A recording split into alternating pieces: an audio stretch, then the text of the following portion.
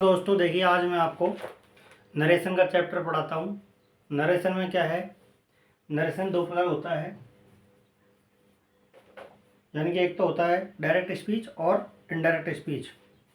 इससे पहले मैंने आपको पैसिव वॉइस पढ़ा दिया है, उनको आप अच्छी तरह देख सकते हो और बार बार नियम पढ़ने से, देखने सुनने से आपको बहुत याद होगा और ये वीडियो मेरा हिसाब से आपको बहुत यूज़फुल होगी, इसलिए इसको आपको केयरफुली देखना है। इससे पहले टेंस भी पढ़ाए हुए आपको, उसमें उसके वीडियो डाले हुए हैं। टेंस के करेक्ट फॉर्म ऑफ वर्ब, यानी वर्ब में आईएनजी लगाने के नियम सब बताया हुआ है। और उससे पहले आपको वर्ब की फॉर्म याद करना ज़रूरी है। वोकैबुलरी जितनी बढ़ाएंगे उतना आपको हर एग्जाम में यूजफुल होगा। अतः आपको इस टॉपिक को अच्छी तरह आपको देख के जाना है। हो सकता है आपकी बार जैसे मान लो एक्ट एंड रोल के क्वेश्चन ज़्यादा आ गए थे, उसी प्रकार हो सकता है कि डायरेक्ट इनडायरेक्ट, एक्टिव पैसिव, इनमें से ज़्यादा आपको क्वेश्चन पूछ सकता है। इसलिए आपको इनको, हालांकि मीडियम मेरा हिंदी है लेकिन आपको इंग्लिश में इसको देखने से बहुत आपको हेल्प मिलेगी। तो देखते हैं आज आप अपन नरेशन का टॉपिक। नरेशन दो होते हैं, यानी कि इसमें क्या होता है, दो क्लोज होते हैं एक तरह से, रिपोर्टेड स्पीच और रिपोर्टिंग स्पीच। जो रिपोर्टिंग स्पीच शुरू को जो होता है वो रिपोर्टिंग स्पीच होता है, उसमें रिपोर्टिंग वर्ब होती है इंक्लूड, और रिपोर्टेड स्पीच दूसरा होता है। तो देखते हैं नरेशन का मतलब क्या है। नरेशन दो प्रकार होता है, डायरेक्ट और इनडायरेक्ट। इस दूसरी भाषा में डायरेक्ट इनडायरेक्ट बोल सकते हैं। नरेशन शब्द का शाब्दिक अर्थ है कथन होता है। इस शब्द का निर्माण नरेट शब्द से हुआ है। नरेट शब्द का शाब्दिक अर्थ टू से, टू स्टेट यानी कहना होता है। नरेशन का समानार्थक शब्द असर्शन, स्टेटमेंट या डिक्लेरेशन ईटीसी होता है। नरेशन दो प्रकार होता है, नरेशन डायरेक्ट और इनडायरेक्ट दो प्रकार होता है। अंग्रेजी भाषा में किसी शब्द को, किसी कथन को दो प्रकार से व्यक्त किया जा सकता है। जैसे जब हम कर्ता द्वारा कही गई बात को उसी के शब्दों में व्यक्त करना चाहें तो ऐसा वाक्य डायरेक्ट स्पीच कहलाता है। परंतु यदि हम कर्ता द्वारा कही गई बात को अपने स्वयं के शब्दों में व्यक्त करना चाहें तो ऐसा वाक्य इनडायरेक्ट स्पीच कहलाता है। अब देखिए, किसी डायरेक्ट स्पीच को इनडायरेक्ट स्पीच में बदलते समय निम्नलिखित परिवर्तन किए जाते हैं। पहला, जैसे प्रोनाउन में होने वाले परिवर्तन। इसमें देखिए, ये जो डायरेक्ट स्पीच होता है इसके दो भाग होते हैं। जैसे एग्जाम्पल, जैसे Shweta said I am busy. अब श्वेता सेड तक क्या है, रिपोर्टिंग वर्ब। ठीक है, रिपोर्टिंग वर्ब है, रिपोर्टिंग स्पीच है, यहाँ से लेकर के यहाँ तक रिपोर्टिंग स्पीच है। और ये सेड है जो रिपोर्टिंग वर्ब है। और I am in comma, inverted comma में जो बंद है उसको बोलते हैं reported speech. I am busy, ये दोनों कोमा में बंद है तो इसको बोलते हैं रिपोर्टेड स्पीच। इसके लिए इंट्रोडक्शन देख लीजिए आप। यहाँ से लेके यहाँ तक क्या है, रिपोर्टिंग स्पीच है, रिपोर्टिंग स्पीच और रिपोर्टेड स्पीच। और जो वर्ब है वो है रिपोर्टिंग वर्ब। और देखिए, रिपोर्टिंग वर्ब को प्रोनाउन में बदलते समय कोई परिवर्तन नहीं किया जा सकता है। और रिपोर्टेड स्पीच, ये रिपोर्टेड स्पीच, रिपोर्टिंग स्पीच का है रिपोर्टिंग वर्ब, ये को प्रोनाउन में बदलते समय कोई परिवर्तन नहीं किया जा सकता है। और रिपोर्टेड स्पीच में आए हुए फर्स्ट पर्सन के कर्ता को, फर्स्ट पर्सन के प्रोनाउन को रिपोर्टिंग वर्ब के सब्जेक्ट के अनुसार, कर्ता के अनुसार बदला जाता है। रिपोर्टेड स्पीच में आए हुए सेकंड पर्सन के प्रोनाउन को रिपोर्टेड वर्ब के ऑब्जेक्ट के अनुसार बदलते हैं। अब है रिपोर्टेड स्पीच, चौथा एग्जाम्पल है, चौथा नियम है। रिपोर्टेड स्पीच में आए हुए, आरएस में तो था, रिपोर्टेड स्पीच में आए हुए थर्ड पर्सन के प्रोनाउन को के रिपोर्टेड वर्ब के में कोई परिवर्तन नहीं किया जा सकता है। रिपोर्टिंग वर्ब में कोई परिवर्तन नहीं किया जाता। यानी जैसे या दूसरा इसका एग्जाम्पल, जैसे नियम है इनका पूरा तीनों का, first person, second person, third person. ये वो 123/सन एक का मतलब होता है फर्स्ट पर्सन और दो का मतलब होता है सेकंड पर्सन और तीन मतलब थर्ड पर्सन। तो फर्स्ट पर्सन कर्ता subject, second person O for object और third person N for no change. या दूसरा इसका अपनी भाषा में ऐसे है, स्टेंजा है, इसका दोहा है, फर्स्ट पर्सन कर्ता कॉमा सेकंड पर्सन कर्म, यानी फर्स्ट पर्सन कर्ता सेकंड पर्सन कर्म और थर्ड पर्सन बदलता नहीं, नहीं यही अंग्रेजी का धर्म। नेक्स्ट देखिए, अगला अगला है इसका पांचवा नियम, प्रोनाउंस को बदलते समय निम्नलिखित सारणी का पालन किया जाता है। सारणी देखिए, फर्स्ट पर्सन, सेकंड पर्सन और थर्ड पर्सन। फर्स्ट पर्सन करता है आई और वी, आई और वी दो करता होता है फर्स्ट पर्सन। देखो आई का क्या है, आई माई मी, तो इस प्रकार second person you your you. Third person है ही हिज हिम सी हर हर। फिर है वी आवर अस और यू योर यू। और थर्ड पर्सन का है दे देयर देम, ये थर्ड पर्सन है। फर्स्ट पर्सन सब्जेक्ट के अनुसार, थर्ड सेकंड पर्सन ऑब्जेक्ट के अनुसार और थर्ड पर्सन नो चेंज। अब है नॉमिनेटिव केस, यानी कि आई और उसका पजेसिव केस। पजेसिव दो प्रकार होता है, एडजेक्टिव और प्रोनाउन। आई का क्या जगह एडजेक्टिव माई और प्रोनाउन की जगह माइन। वी का आवर अस और यू का योर यू, ही का हिज हिज, सी का हर हर्ष, दे का देयर देयर्स। उसी प्रकार ऑब्जेक्टिव केस है, आई का मी, वी का अस, यू का यू और ही का हिम और सी का हर और दे का देम। ये आपको चेंज करने में सुविधा होगी इनको याद करने से। इनको याद रखना है कि नॉमिनेटिव केस कौन कौन से होते हैं। देखिए नॉमिनेटिव केस होते हैं आई, वी, यू, ही, सी, दे। और पजेसिव केस जिनके एडजेक्टिव हैं my, our, your, his, the, her, their. Pronoun है mine, ours, yours, his, hers, theirs. Objective है objective case me, us, you, him, her, them. अब ये दूसरा नियम है टेंस में होने वाले परिवर्तन। रिपोर्टिंग वर्ब के टेंसेज में कोई परिवर्तन नहीं किया जाता है। दूसरा है रिपोर्टिंग वर्ब के में आए हुए सेड टू को, सेड टू को किस में बदलेंगे हम, सेड टू को बदलेंगे टोल्ड में, आस्क्ड में। और प्रश्न पूछ रहा प्रश्नवाचक है तो आस्क्ड में, और रिक्वेस्ट कर रहा था रिक्वेस्टेड में, और ऑर्डर दे रहा आदेश दे रहा तो ऑर्डर में, और अगर एडवाइज कर रहा है तो सलाह दे रहा तो एडवाइज्ड में, और मना कर रहा है तो फॉरवर्ड में आदि में बदल दिया जाता है। नेक्स्ट देखिए तीसरा नियम, तीसरा है आर एस यानी रिपोर्टेड स्पीच। यदि वाक्य प्रश्नवाचक वाक्य हो तो सेड टू को आस्क्ड में बदल जाता है।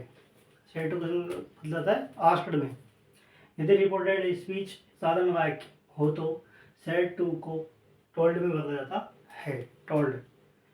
आर एस यदि प्लीज या काइंडली से आरंभ हो रहा हो तो सेड टू को रिक्वेस्टेड में बदला जाता है। आर एस यदि नियम 6, आर एस यदि डू नॉट से आरंभ हो रहा हो तो सेड टू को फॉरवर्ड में बदला जाता है। सातवां है आर एस यदि मुख्य क्रिया मेन वर्ब से आरंभ हो रहा हो तो सेड टू को ऑर्डर्ड में बदला जाता है। रिपोर्टेड स्पीच यदि कोई सलाह में अगर कोई सलाह दी गई हो तो सेड टू को एडवाइज्ड में एडीवी में बदला जाता है।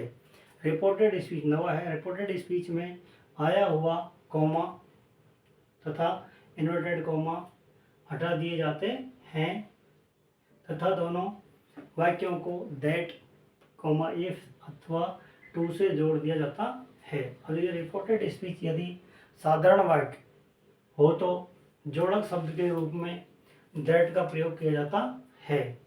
रिपोर्टेड स्पीच यदि प्रश्नवाचक वाक्य हो तो सहायक क्रिया, दो तरह होते हैं प्रश्नवाचक वाक्य पर, दो प्रकार होते हैं। एक तो सहायक क्रिया से स्टार्ट होने वाले, हेल्पिंग वर्ब से स्टार्ट होने वाले, और एक होता है WH वर्ड, जैसे व्हाट इज योर नेम, और जैसे are you going to market, ये आर यू गोइंग टू मतलब ये हेल्पिंग वर्ब से स्टार्ट हो गया, और डब्ल्यू एच मतलब what are you going, when are you going, how are you, जैसे मतलब ये डब्ल्यू एच वर्ड है। तो यानी सहायक क्रिया से आरंभ होने वाले वाक्य को तो जोड़क शब्द के रूप में क्या करते हैं, इफ का प्रयोग करते हैं। इफ का प्रयोग होता है आई एफ। या रिपोर्टेड स्पीच यदि प्रश्नवाचक हो, कौन सा हो, डब्ल्यू एच शब्द से आरंभ होने वाला हो तो किसी भी जोड़क शब्द का प्रयोग नहीं किया जाता है, क्योंकि डब्ल्यू एच वर्ड शब्द स्वयं ही जोड़क का काम करते हैं। जितने भी W H address, why, who, when, सब। अगला है 13वां नियम, रिपोर्टेड स्पीच यदि मुख्य क्रिया से आरंभ हो रहा हो तो जोड़क शब्द के रूप में टू का प्रयोग किया जाता है। अगला देखिए अगला है 14 नंबर नियम, आर एस में आए हुए प्रश्नवाचक वाक्य को साधारण वाक्य के रूप में बदल दिया जाता है। 15 है, आर एस में यदि किसी सार्वभौमिक सत्य यूनिवर्सल ट्रुथ अथवा ऐतिहासिक सत्य का वर्णन किया गया हो तो उसके टेंस में कोई परिवर्तन नहीं किया जाता है। 16 है, रिपोर्टेड वर्ब, रिपोर्टिंग वर्ब यदि प्रेजेंट अथवा फ्यूचर टेंस में हो तो रिपोर्टेड स्पीच में कोई परिवर्तन नहीं किया जा सकता है। अर्थात जिस टेंस में रिपोर्टेड स्पीच रहता है उसी टेंस का प्रयोग जो का त्यों इनडायरेक्ट स्पीच में होता है। जैसे एग्जांपल है एज मोहन सेज, एक एग्जांपल लिया अपन डायरेक्ट स्पीच का, Mohan says I shall go there, इसमें यहाँ कॉमा लगेगा, डबल कॉमा इन्वर्टेड कॉमा। तो देखिए ये मोहन सेज प्रेजेंट टेंस है और आई सेल गो देयर ये क्या है, फ्यूचर टेंस है। फ्यूचर टेंस ये डायरेक्ट स्पीचर्स एग्जांपल है, इसको इनडायरेक्ट में बदलते हैं तो मोहन सेज दैट, यानी कि जो का त्यों है, मोहन सेज दैट, जोड़ा शब्द होगा दैट, फिर फर्स्ट पर्सन कर्ता कौन है, फर्स्ट पर्सन ये आई है, आई कर्ता अकॉर्डिंग मोहन के अकॉर्डिंग, मोहन क्या है, ही है, इसका प्रोनाउन होगा यहाँ पे। तो ही विल सेल, क्यों आई के साथ सेल आता है और ई के साथ में विल आता है, ही विल गो देयर, जो बच्चा लिख दिया, यानी कि ये प्रेजेंट टेंस, पीटी मतलब प्रेजेंट टेंस है पूरा, और ये एफटी मतलब फ्यूचर टेंस है। ये हुआ इनडायरेक्ट स्पीच, इन चेंज कर दिया, डायरेक्ट से इनडायरेक्ट स्पीच में इसको चेंज कर दिया। अगला है 17वां, यदि रिपोर्टिंग वर्ब पास्ट टेंस में हो तथा रिपोर्टेड स्पीच प्रेजेंट टेंस में हो तो इनडायरेक्ट स्पीच में रिपोर्टेड स्पीच का प्रयोग, रिपोर्टेड स्पीच का टेंस इस प्रकार बदला जाता है। देखो 4 टेंस में कैसे बदला जाता है इसको, प्रेजेंट इंडेफिनिट टेंस को पास्ट इंडेफिनिट टेंस में बदला जाता है। जैसे इसकी संरचना है, प्रेजेंट टेंस की क्या होती है, प्रेजेंट इंडेफिनिट टेंस की तो V1 प्लस SES, या इसमें होता है साधारण वाक्य में तो वर्ब की फर्स्ट फॉर्म में SES लगता है क्रिया में, मेन वर्ब की फर्स्ट फॉर्म में SES लगता है साधारण वाक्य में, और नेगेटिव और इंटरोगेटिव सेंटेंस और इंटरोगेटिव नेगेटिव सेंटेंस में हमेशा डू डज प्लस वर्ब की फर्स्ट फॉर्म आती है, does not go, do not go, तो ऐसे आता है। तो उसको मतलब V2 में बदलेंगे, डू डज V1 SES को बदलेंगे V2 में, ऑब्लिक है डू डज नॉट गो कैसे बदलेंगे, डेड नॉट में, ऐसे बदल जाता है। अगला है प्रेजेंट कंटिन्यूअस टेंस को पास्ट कंटिन्यूअस टेंस में बदला जाता है। तो present tense indefinite present continuous tense है, ईजेमआर प्लस वन वर्ब की फर्स्ट फॉर्म में ING, तो इसको लगेगा was verb plus one verb की फर्स्ट फॉर्म प्लस ING लगेगा। अगला है प्रेजेंट परफेक्ट टेंस को पास्ट परफेक्ट टेंस में बदला जाता है, तो has have plus one verb की थर्ड फॉर्म को हैड प्लस वर्ब की थर्ड फॉर्म बदलेंगे इसको। अगला है प्रेजेंट परफेक्ट कंटिन्यूअस टेंस को पास्ट परफेक्ट कंटिन्यूअस टेंस में बदलते हैं, जैसे has have been plus main verb की फर्स्ट फॉर्म प्लस ING, इसको बदलेंगे had been plus main verb की फर्स्ट फॉर्म प्लस ING में बदलेंगे। इनका एग्जांपल देखते हैं बाद में। नेक्स्ट देखिए,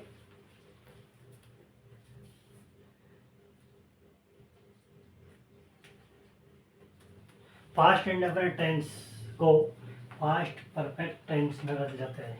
ये पास्ट इंडेफिनिट टेंस को past indefinite past perfect tense में, पास्ट इंडेफिनिट है तो पास्ट परफेक्ट में, V2 है या डिड नॉट। V2 का होता है साधारण वाक्य में, अफर्मेटिव सेंटेंस में वर्ब की सेकंड फॉर्म आती है, जैसे Ram went to market, Ram बाजार गया, तो ये। और डिड नॉट यानी कि पास्ट इंडेफिनिट टेंस का नेगेटिव और इंटरोगेटिव सेंटेंस में हमेशा डिड नॉट, नेगेटिव में डिड नॉट और इंटरोगेटिव ओनली डिड, तो उसको बोलते हैं वर्ब की यानी हेड प्लस वर्ब की थर्ड फॉर्म। ये इसकी संरचना है, ये टेंस है। पास्ट कंटिन्यूअस टेंस को किसमें बदलता है, पास्ट परफेक्ट कंटिन्यूअस टेंस में बदल जाता है। तो was were plus main verb की फर्स्ट फॉर्म आईएनजी को हैड बीन प्लस वर्ब की थर्ड फॉर्म वो फर्स्ट फॉर्म प्लस आईएनजी बदल जाता है, ये है। फिर विल सेल को वुड में, कैन को कुड में और मे को माइट में बदला जाता है। अब देखिए तीसरा नियम है एड वर्ब में होने वाले परिवर्तन।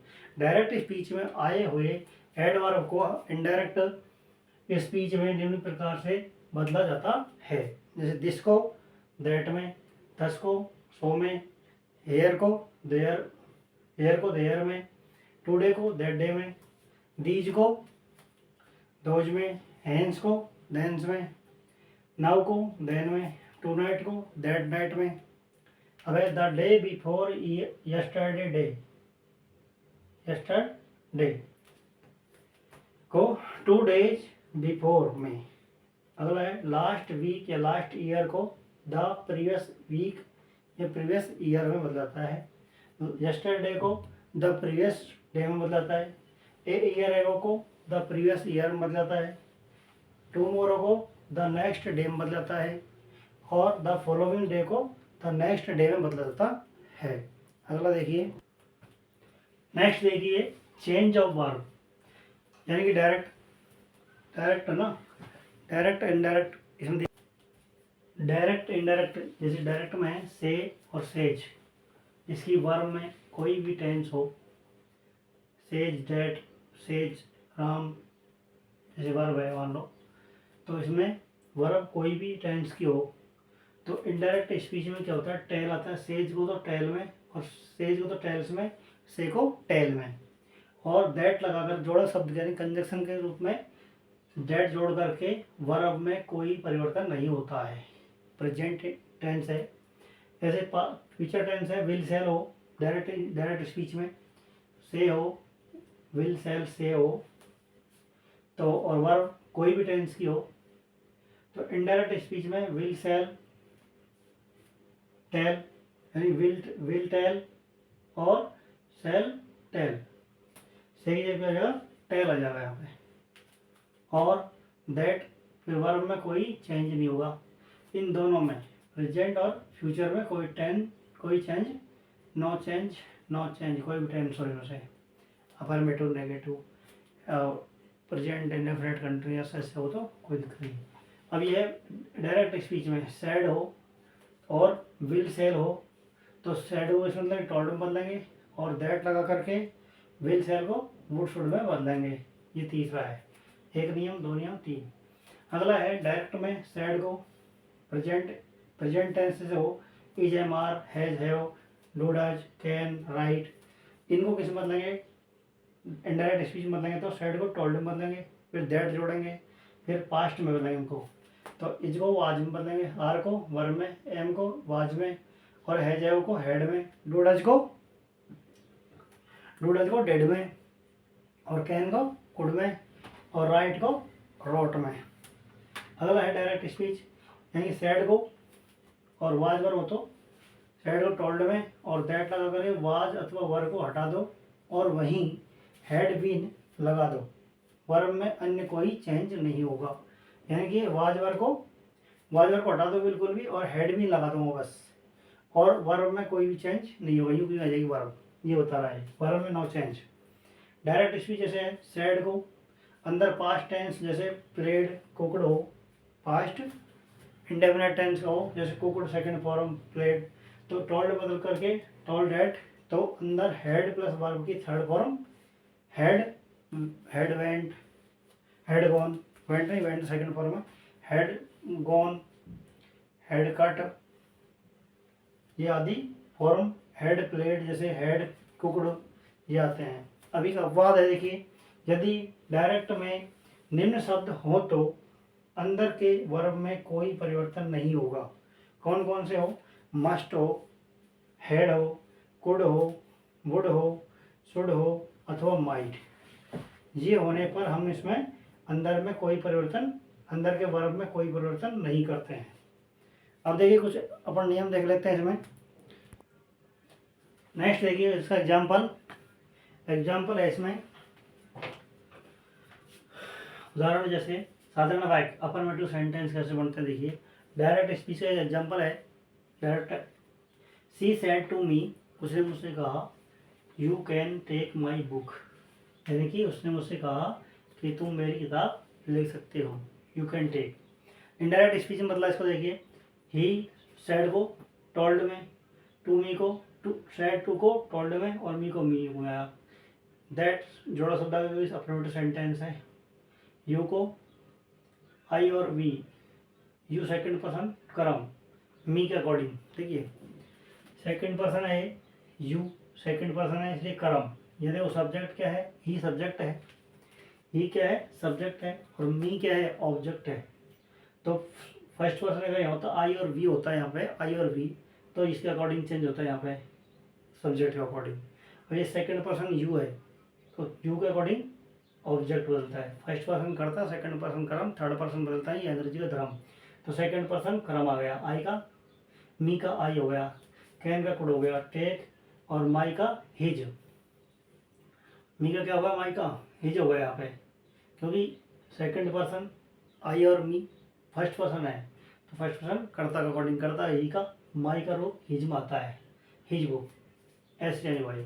अगला है direct speech, he said to Radha, उसने राधा से कहा you will take my brother to your office. तो she told Radha that she would take her brother to her office. ये हो गया इसका। अब ये है दूसरा है, ए और बी दो है इसमें। W H H helping verb से शुरू होने वाले वाक्य इसमें है, देखिए डायरेक्ट स्पीच है। She said to me will you help me in my work. शब्द इनडायरेक्ट स्पीच है, देखिए she asked me if I would help her in her work. ये हुआ इसका। इसमें देखिए क्वेश्चन मार्क चिन्ह आएगा, क्वेश्चन मार्क चिन्ह आएगा। आगे देखिए फुल स्टॉप जगह पर क्वेश्चन मार्क। अगला है W H word. W H word शुरू होने वाला वाक्य है, Radha said to me what are you doing in my room. तो Radha asked, Ram asked me, indirect speech देखिए, Ram asked me what I was doing in his room. अगला है डायरेक्ट स्पीच, दूसरा एग्जांपल इसका ये डब्ल्यू एच वर्ड गई।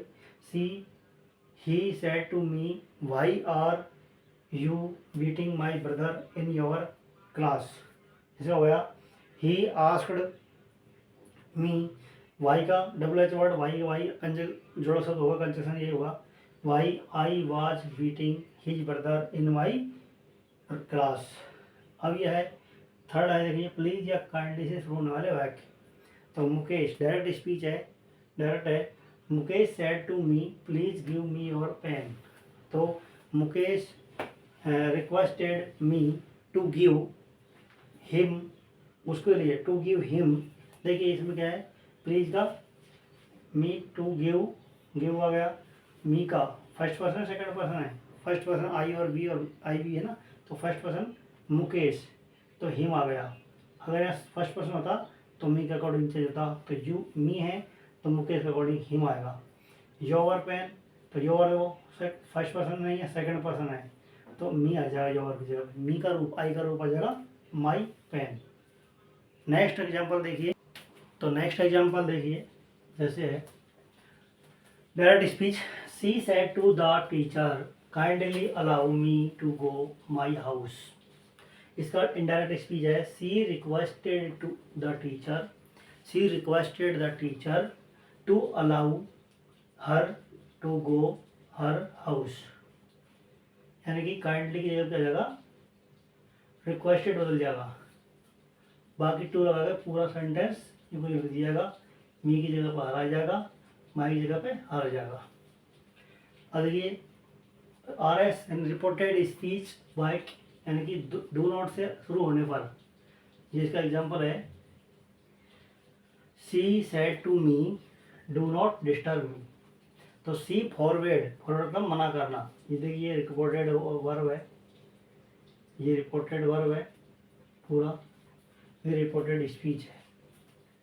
तो इसमें she forward me to disturb her. अगला है the Guru said work is worship.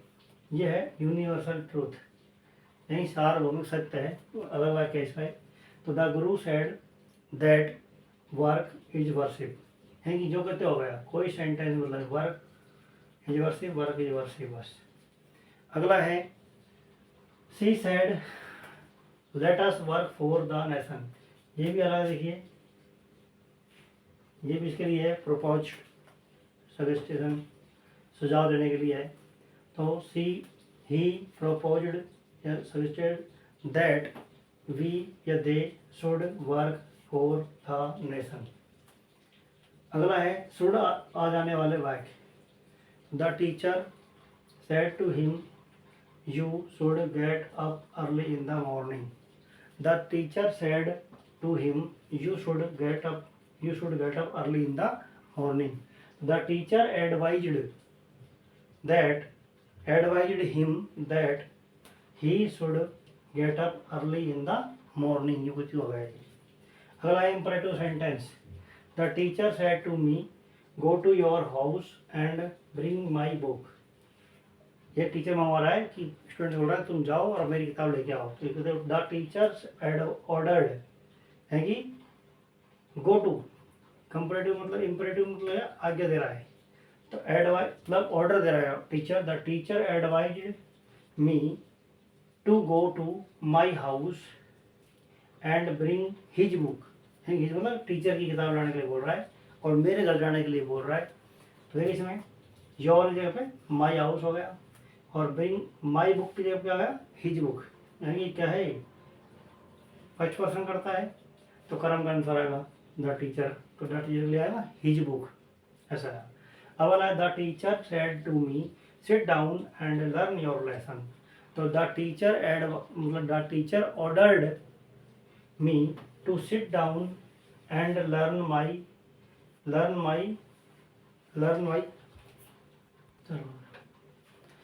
My lesson.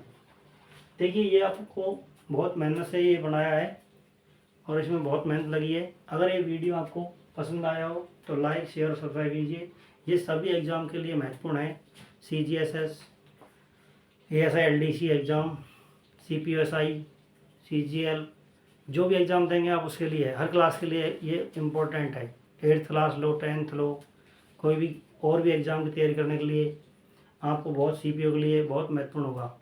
इसलिए अगर जैसे आपको ये वीडियो अगर पसंद आई हो तो लाइक शेयर और सब्सक्राइब कीजिए। Thank you.